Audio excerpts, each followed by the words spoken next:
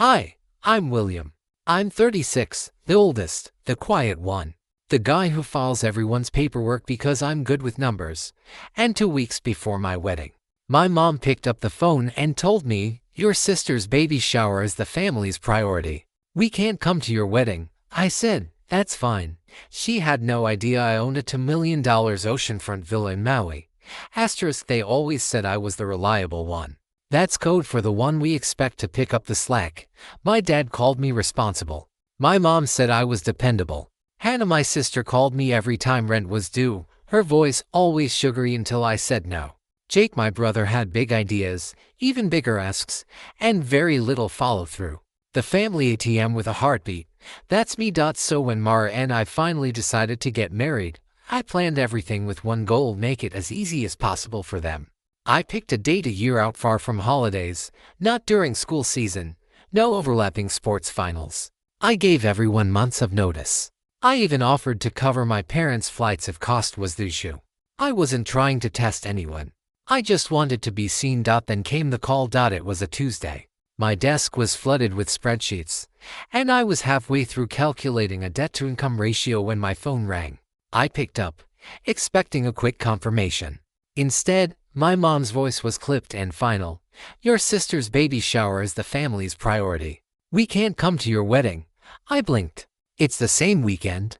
"It became the same weekend," she replied. Like that made any sense. "You know how important this is for Hannah. First baby. We need to support her." I opened my mouth, ready to argue, ready to say things I'd practiced since I was 12, about fairness, about always being second. Instead, I said, "That's fine," and then I hung up. I didn't beg. I didn't explain how long we'd waited, or how Mara had looked at the family table in our seating plan and said, "Are you sure they're coming?" In the family group chat that night, Hannah posted, "Little sunshine baby shower coming up. Bring a book instead of a card." Mom responded with hearts. Dad dropped confetti. No one mentioned my wedding. I said nothing. I'd already decided exactly how I was going to handle this. They thought I would plead. They thought I would grovel, maybe negotiate. They had no idea what I had planned, and they really had no idea where we were getting married. You don't become the family wallet overnight. It starts slow. At 18, I got my first job at a regional bank.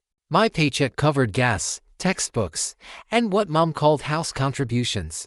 When Hannah's cheerleading fees were due, I chipped in. When Jake's varsity trip needed a deposit, I said sure. By the time I graduated, it wasn't generosity. It was expected. Family takes care of family, Dad liked to say.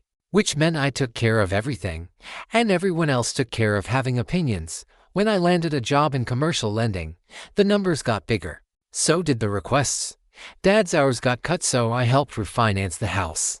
Hannah switched majors in her last semester, so I co-signed her loans. Jake tried to launch an e-commerce business selling high-end coffee. Didn't drink coffee. That failed. He blamed shipping rates. Every time I hesitated, Mom would call and say things like, "You're blessed, William. Not everyone has what you have. You owe it to your siblings." What I had: a studio apartment, a desk that wobbled, and a car that only started on the second try. What I didn't have: boundaries that changed after the baby shower. Well, it started changing before then. Like last spring, when Dad called from the dealership. "We found a reliable SUV for your sister," he said, like he was announcing the birth of a monarch. "We're a little short. Just for $1,000. Think of it as your gift to the baby." I already sent a stroller. "And a year's supply of diapers," I said. He sighed. "Money is just a tool, son." "It's my tool," I replied. 3 days later, I found out my name was on the loan anyway. Dad knew a guy. I froze my credit and called the bank. It took a week to untangle. The worst part: "Mom, you're making this ugly," she said. "You committed fraud," I said. "Big word," she replied. "Family doesn't sue family." I didn't, but I did stop visiting on Sundays. So when Mara and I finally set the date after years of maybe next year, I kept things simple. Small guest lists, no drama, no plus ones unless we actually knew them. My only requests: timely RSVPs, no money asks. That week, Hannah posted mood boards for the shower.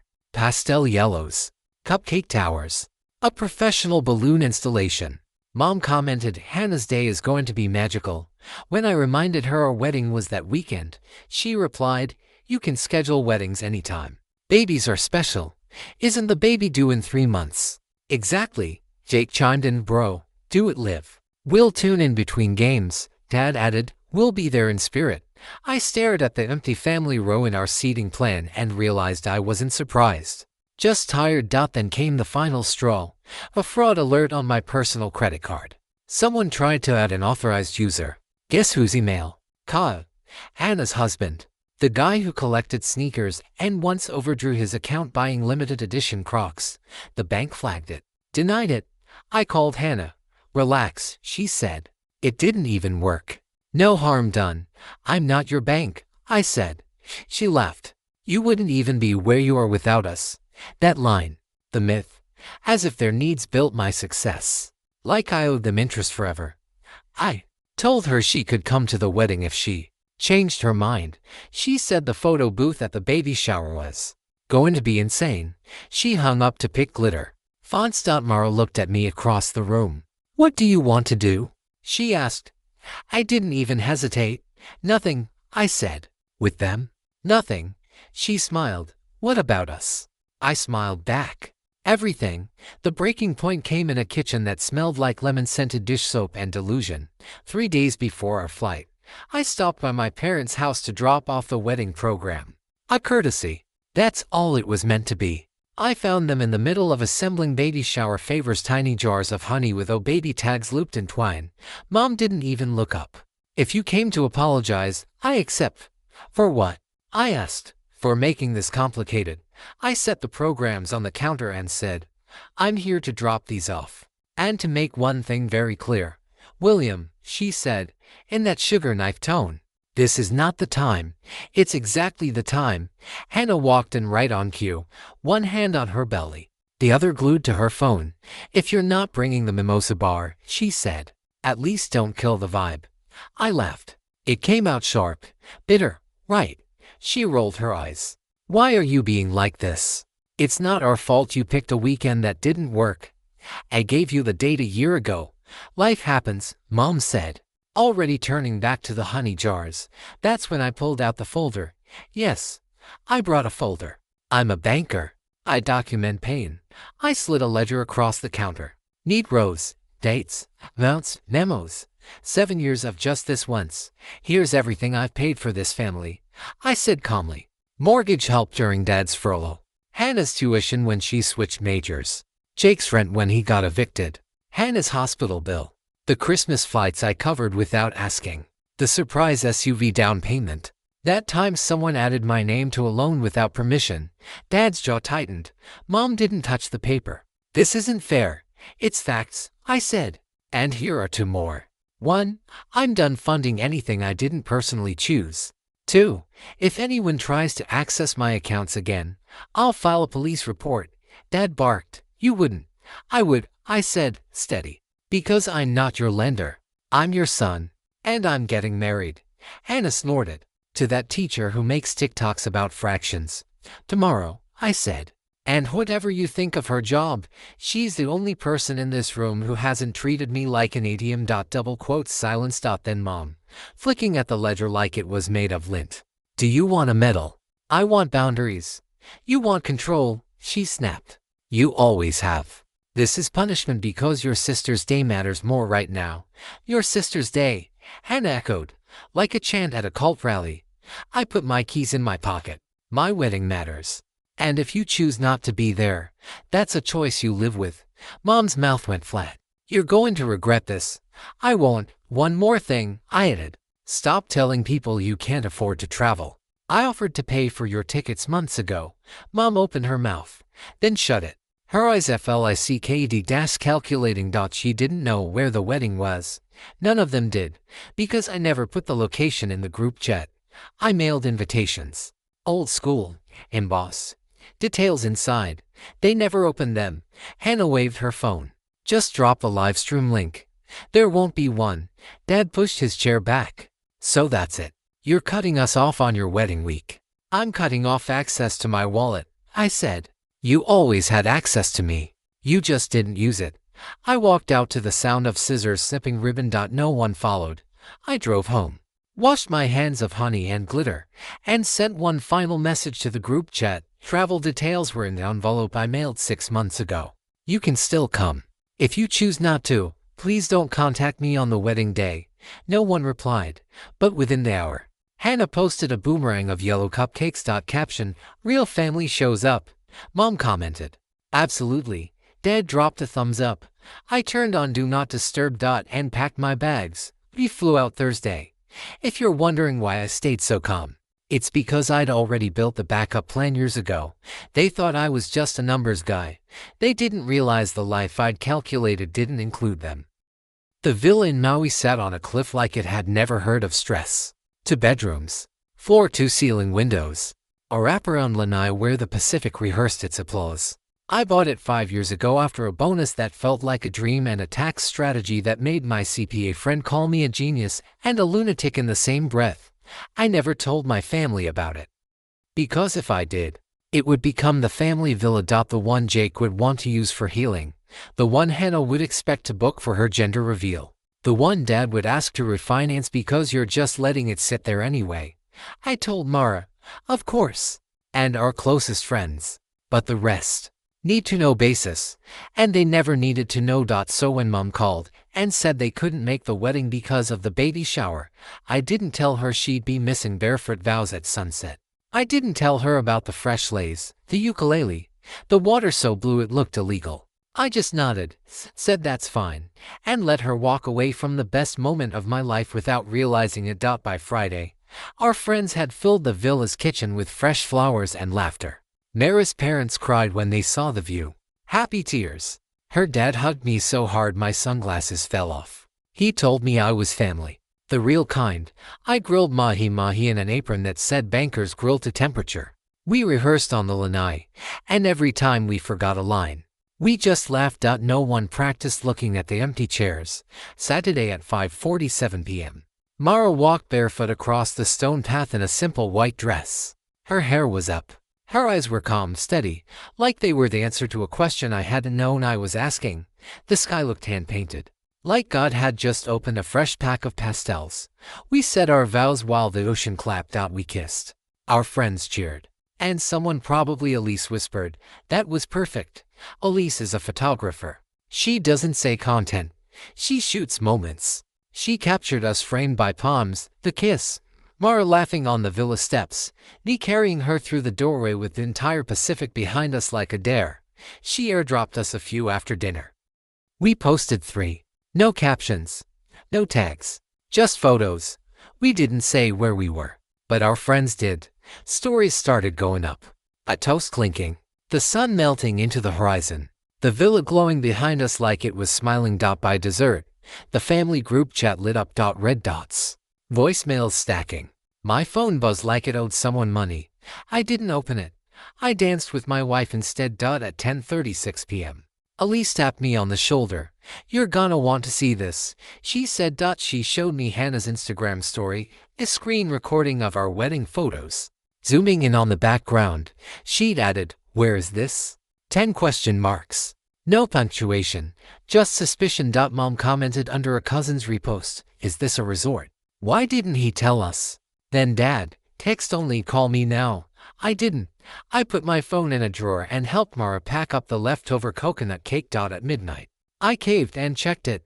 101 missed calls, voicemails from every number I didn't want to recognize. Mom, Dad, Hannah, even Jake.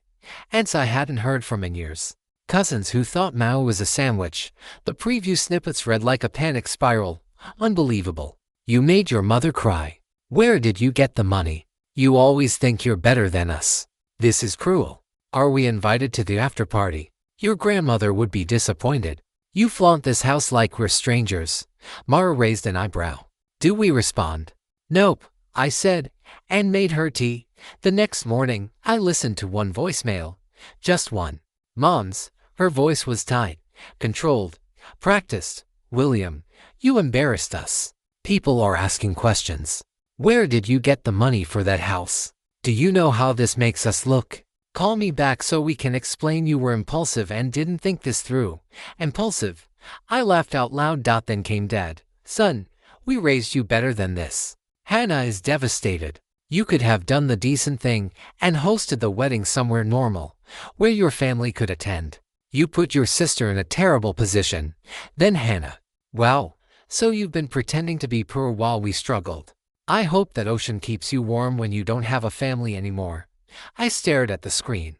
No rage, no heartbreak. Just clarity. I opened the group chat. Typed one sentence. I sent invitations with the full details 6 months ago. You chose not to come. You also tried to access my accounts without permission. That ends now. Please don't contact me again until you can apologize without excuses. Read receipts popped up like fireworks. Then came the private Ms. The cousin. Dude, this is epic. Congrats. And Aunt, proud of you. Also, that view. My God. Hannah's college roommate messaged me, your mom's been telling people you blindsided them. Just FYI. I didn't reply. I didn't explain the math. Or the mortgage. Or how I gave up vacations in my 20s so I could say yes to this life. The villa wasn't a flex. It was mine. The first thing I ever bought just for me.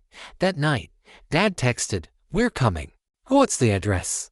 Mara glanced up from grading quizzes. Do you want them here? I pictured Mom posing for selfies on the lanai. Hannah demanding a do-over baby shower by the ocean. Dad asking how much it all cost while pretending not to care. No, I said. I want quiet. I typed, we're on our honeymoon. Please respect that.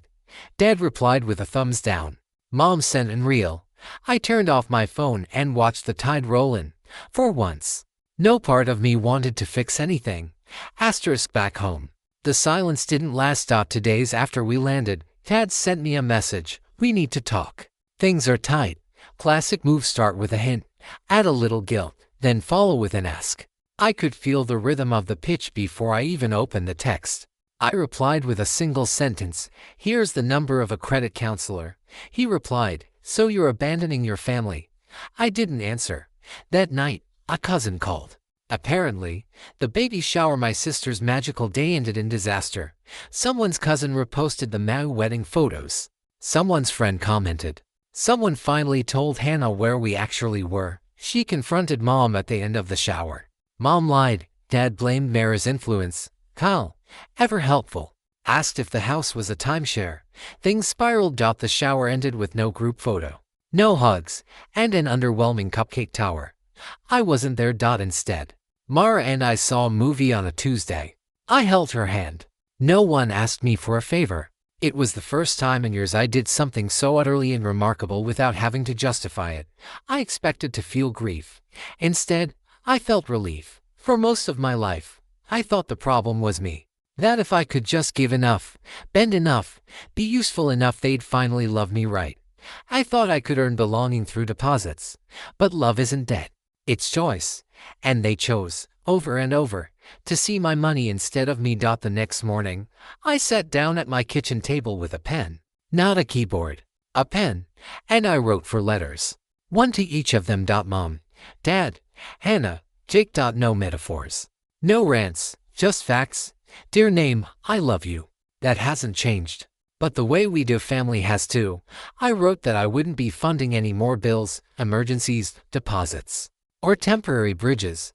I wrote that any further attempts to access my accounts would result in a police report. I wrote that I was open to rebuilding relationships, but not through guilt, silence, or manipulation. Only through honesty. Only with mutual respect. I offered resources. Not money. Not solutions. Resources. Then I mailed the letters. No drama. No announcements. Just clean boundaries inked and stamped. Later that week, I picked up a call from Aunt Rosa. I saw the photos, she said. I cried. Because of the view. Because you finally looked like your life fit you. That hit harder than I expected. Then Mara's dad called. Proud of you, son, he said. And that one landed in a space my own father never touched. The next morning, Hannah posted a meme, money changes people. I didn't respond. Jake texted, you good? I replied, yeah. You. He wrote back, working on it. That said more than all his previous asks combined. Maybe one of them will grow. Maybe none of them will.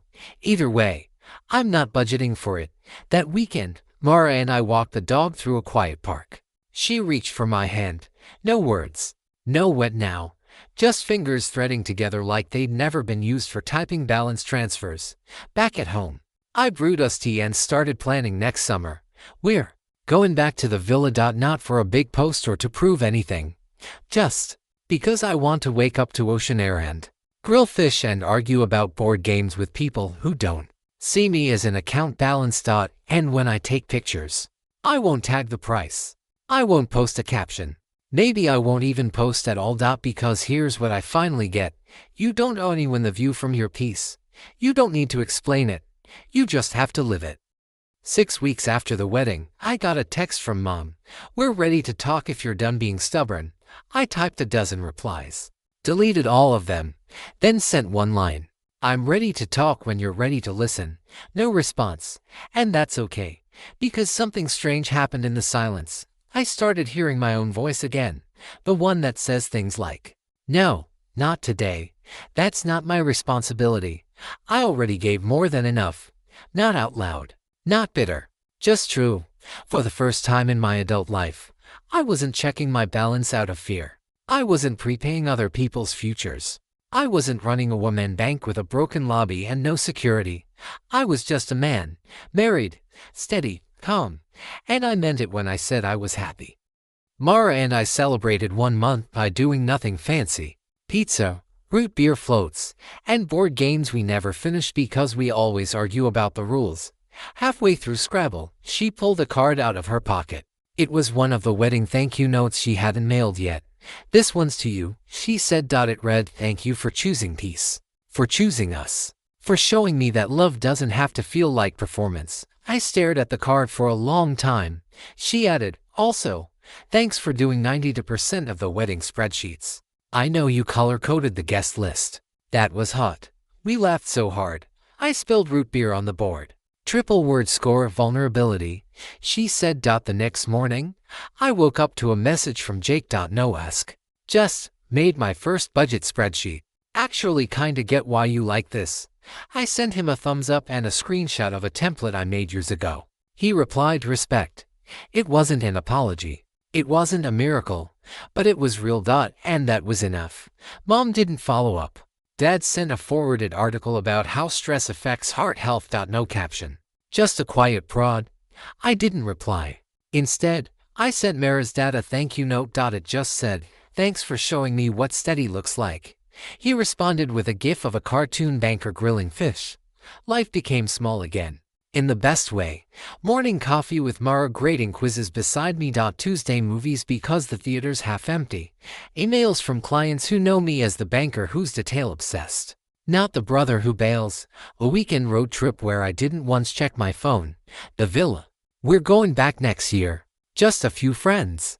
No group chat. No drama. I won't be posting photos. Not because I'm hiding anything, but because for once, I don't need to prove I'm okay. I am okay. If you're still waiting for some big revenge moment, there isn't one. The only revenge I ever wanted was a life that didn't require theirs. The kind of life where peace isn't something you earn with sacrifice, but something you protect with boundaries. It turns out, when you stop being someone's emergency fund, they either learn to swim, or they find someone else to hold under. Either way, you don't drown. These days, I don't carry ledgers anymore. Just a sticky note on my desk that says, "Protect your principal." Because here's the truth. If they see you as a credit card with a heartbeat, they'll never treat your love like it's the real currency. And you deserve more than overdraft relationships. You deserve balance. And interest only when it's earned. So here's my final update. No, I didn't burn the bridge. I just stopped financing the toll. Let them walk to me if they want. But this time, they're paying their own way.